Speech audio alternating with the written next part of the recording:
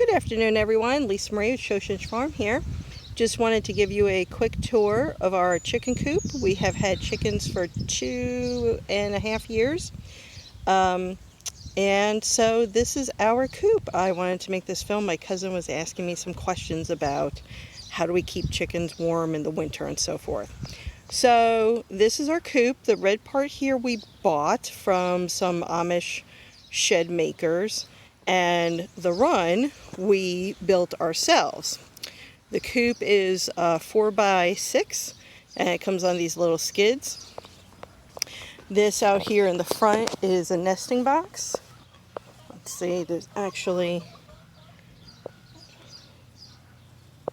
an egg in there. In our city there's some ordinances about how much window space you need to have per square footage of the chicken coop, and this coop is more than sufficient. There's a little vent window there and the double windows here. Obviously there's a person door here.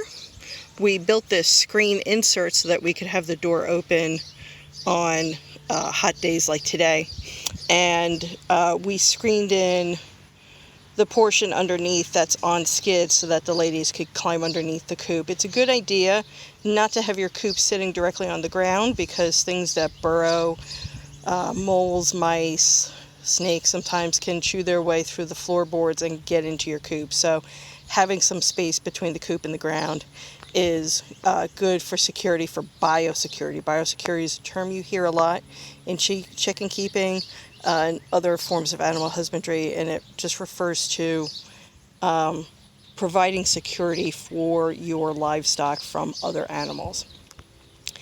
Anyway, on the other side of the coop here, you'll notice a couple of things. These are the batteries that hook up to our solar panel, and right now the solar panel is only running some decorative lights around the garden, but we wanted to learn how to do solar before we needed to do solar, so that's what that's all about.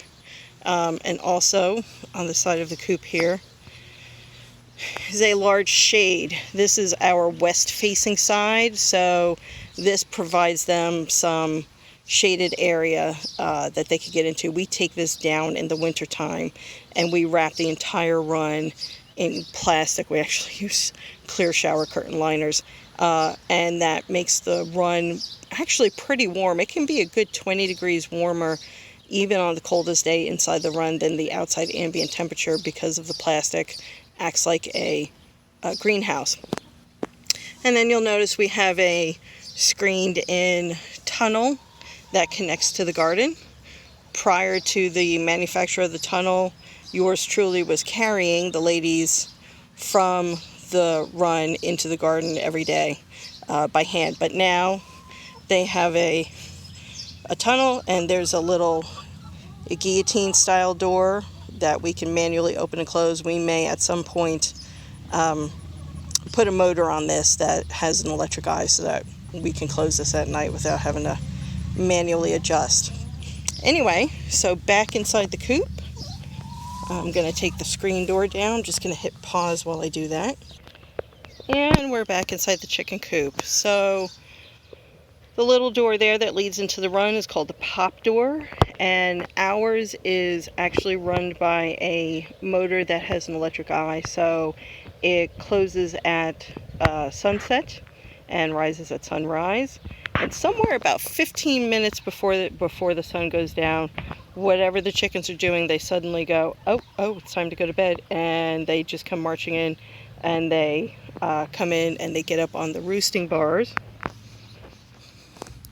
quite all by themselves. Chickens don't see very well at night, so when the light starts to fade, they're very motivated to get somewhere safe. Underneath the windows here, you'll notice some curtains. When I first decorated the chicken coop, people kind of chuckled at my curtains, but curtains actually serve a purpose on the nesting boxes. Chickens want to feel like they are safe when they're laying their eggs, and the curtains provide them a little semblance of privacy so they don't feel they're out on display when they're laying their eggs. And then of course we just have some other paraphernalia for our own amusement. So in the summertime, in the spring and the summer, when it's warm, we use sand on the floor. Underneath the sand, we put linoleum stick tiles to, make it nice and easy to clean up. The sand is very handy because we just every day come in here with a little rake and rake up the poop, and just like you would scoop a cat box.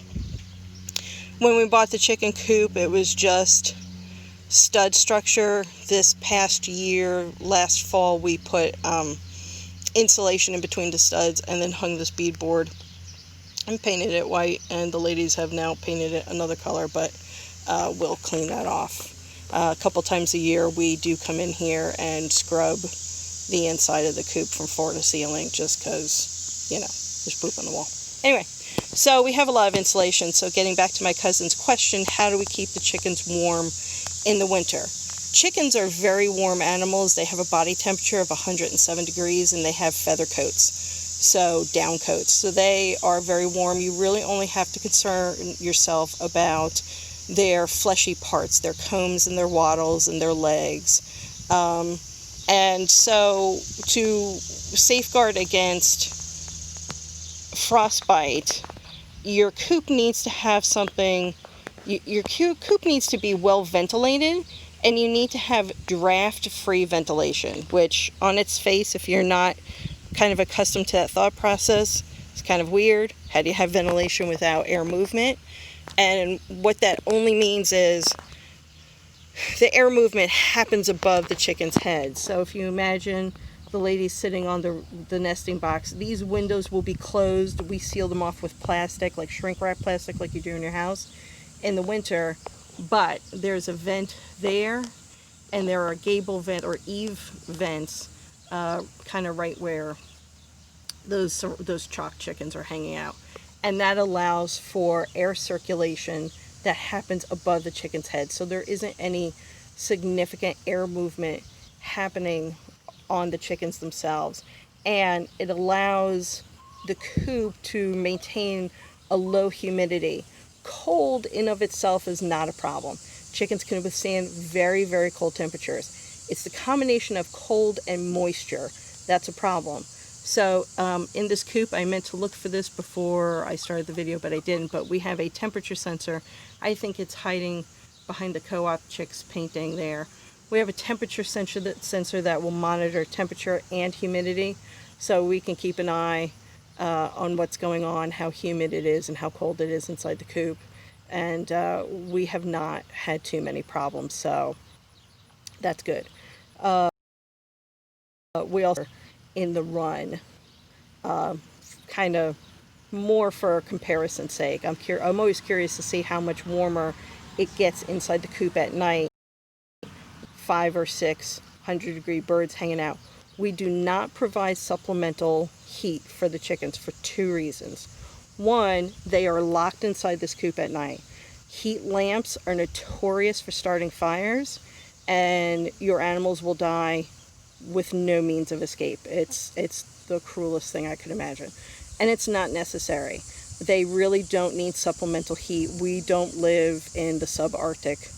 We don't live in the upper peninsula of Michigan. They're going to be fine. The other problem with supplemental heat is if your chickens become accustomed to supplemental heat, like you're keeping this coop at say 40, 50 degrees in the winter, and the power goes out and the temperature drops below freezing, birds are not going to be able to acclimate and they will die. So we just let them acclimate as the weather changes. They acclimate to the change in temperature the same way they acclimate to the increase in temperature in the summer, and they're fine. They're fine.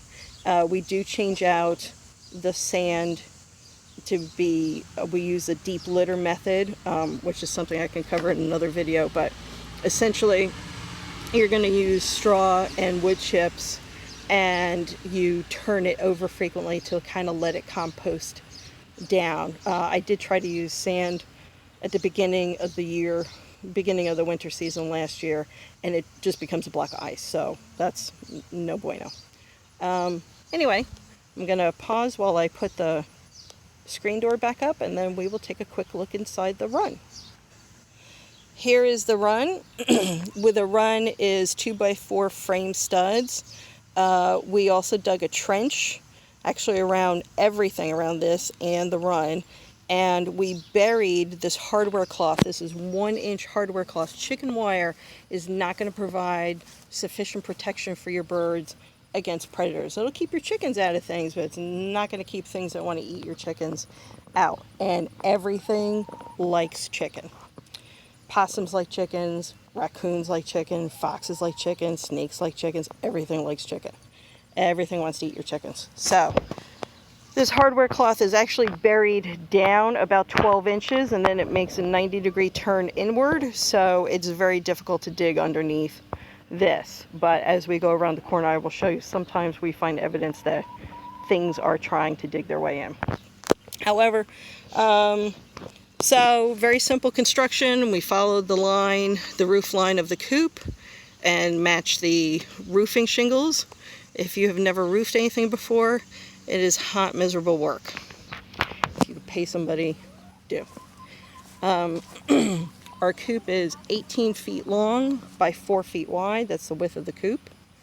And we have a spring-loaded door on this end. If you decide to build yourselves a coop, I will tell you this right now. Make a pull hatch, otherwise you will be stuck inside. That happened. Anyway, so here's our coop. This is Gladys right here, and then Dolores is the brown chicken walking away from us. We have several perches in here for the ladies to kind of hang out on, especially in the winter. Sometimes on very miserable days, we close the tunnel door and we restrict them to the run. We don't want them to go out in the garden if it is 10 below zero. I don't trust that they're always smart enough to not stay out there. Anyway, so it's comfortably tall for me. It's probably about just shy of 6 feet at the peak. You may have noticed that there is no food and water inside the coop. They do not need food and water while they are sleeping, and they only go inside the coop to sleep. So their food and water is out here. We tried our hand at making some feeding dispensers ourselves, which we still have a couple employed here. These are just PVC pipes, and we could put several pounds of food in here, and they seem to figure out what to do. This was the doorway of the original coop. The part that I'm standing in now is an extension that we made last fall, but we left this door frame. You may not be able to see the door frame, but we left this door frame in case we wanted to hang another screen door so that we could segregate chickens. Sometimes it's necessary to do that. Anyway, we have some more hanging feeders here. We don't like anybody to have to fight for their food. And we have some drinkers. And you'll notice there's another shade on the east side, so it is demonstrably cooler in here where I'm standing now than just a few minutes ago when I was outside, and it's only about 85 degrees. What you doing there?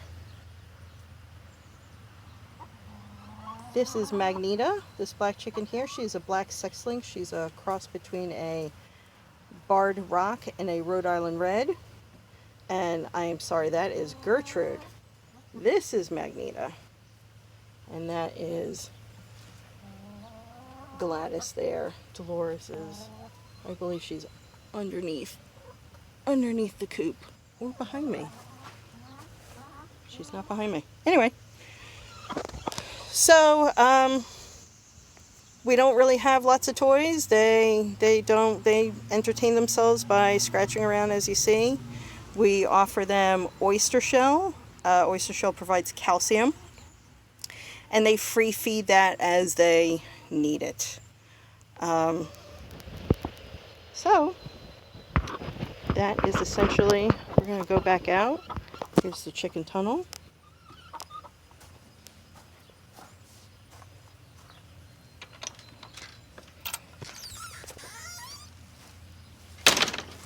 And by the way, here's where something was trying to dig and dug quite a ways down, but still did not breach the security of the chicken coop.